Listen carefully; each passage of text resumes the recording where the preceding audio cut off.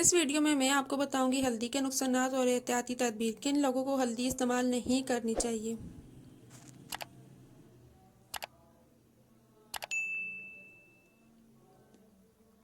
ہلدی کے زیادہ استعمال سے آپ کی جان کو خطرہ بھی لاحق ہو سکتا ہے۔ جانیے کہ ان لوگوں کو ہلدی کا استعمال کم کرنا چاہیے۔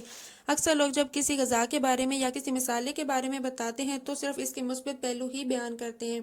اس کے ایک استعمال ہلدی کا استعمال ہے۔ ہلدی کینسر جیسی موذی مرض کا علاج ہلدی سے ممکن ہے۔ یہ تو اب ساری دنیا تسلیم کرتی ہے، لیکن اگر آپ بازار سے ملنے والی ہلدی لے کر کھائیں گے تو ہلدی سے کینسر اور دیگر بیماریوں کے علاج کا خیال دل سے نکال دیں۔ عام طور پر کمرشل بنیادوں پر تیار ہونے والی ہلدی کی تیاری کے دوران ہی اس کا سب سے مفید جز کرکیومن جو کینسر کا علاج کرنے کی خاصیت رکھتا ہے وہ ضائع ہو جاتا ہے۔ ہلدی استعمال کرنے کا بظاہر تو یہ ایک سادہ سا طریقہ معلوم ہوتا ہے، لیکن کینسر کے مرض میں مبتلا مریضوں کے لیے بہت فائدہ مند ہے۔ سبزی منڈی سے کچی ہلدی سستی ہی مل جاتی ہے۔ کینسر کے مرض میں مبتلا مریض کچی ہلدی یا اس ہلدی سے خود پاؤڈر تیار کر کے استعمال کریں تو انہیں فائدہ ہوگا۔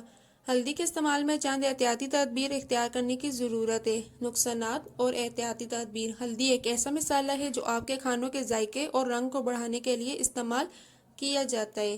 اس کے علاوہ ہلدی میں کئی قسم کی اینٹی بیکٹیریل خصوصیات ہیں جو صحت کے لیے فائدہ مند ہیں، لیکن تمام لوگوں کے لیے ہلدی فائدہ مند نہیں ہے کیونکہ اسے ہضم کرنا تھوڑا مشکل ہوتا ہے۔ آئیے جانتے ہیں کہ کون لوگ ہلدی کے زیادہ استعمال سے متاثر ہو سکتے ہیں۔ دل کے مریض احتیاط کریں۔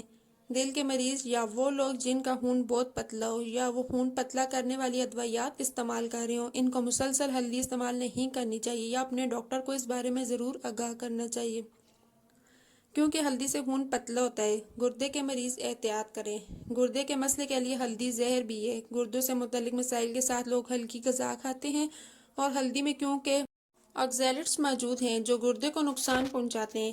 اگر آپ کی کوئی سرجری ہوئی ہے تو حال ہی میں کرائی ہوئی سرجری سے تعلق رکھنے والے افراد کے لیے ہلدی اچھی نہیں ہے کیونکہ یہ خون پتلا کرتی ہے۔ اس لیے ہلدی کی مقدار کو کم سے کم لیں تاکہ آپ کی سرجری کا زخم جلد ہی بھر سکے اور آپ پہلے کی طرح ہی صحت مند ہو سکیں۔ ہاضمے کے مسائل۔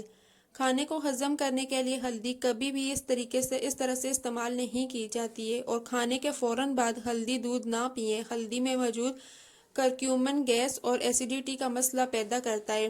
اس طرح کے معاملات میں جن کا ہاضمہ کمزور ہے وہ اسے نہیں کھاتے۔ پتھری کا مسائل۔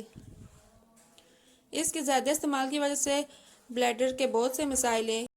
اس کے علاوہ ہلدی میں موجود آکسیجن گردوں میں پتھر پیدا کرتا ہے، لہٰذا اگر آپ پہلے ہی پتھری کے مسائل سے نمٹ رہے ہوں یا آپ کو یہ مسئلہ پہلے سے ہی ہے تو آپ ہلدی کا استعمال کم کر دیں۔